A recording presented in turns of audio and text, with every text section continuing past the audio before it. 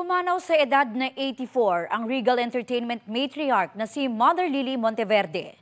Kinumpirma yan ng kanyang pamilya sa isang pahayag. Sabi ng Regal Entertainment kasama ni Mother Lily sa kanyang mga huling sandali ang mga mahal niya sa buhay. Si Monteverde ang nagtatag ng Regal Films na ngayon Regal Entertainment. Yan ang production company sa likod ng mga movie franchise na Shake, Rattle and Roll at Mano Po.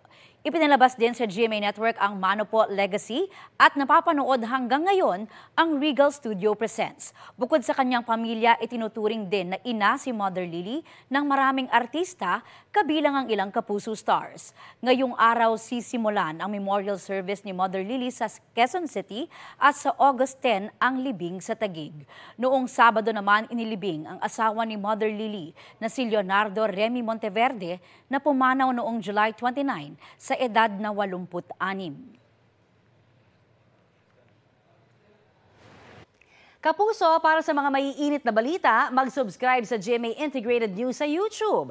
Sa mga kapuso naman abroad, subaybayan nyo kami sa GMA Pinoy TV at sa www.gmanews.tv.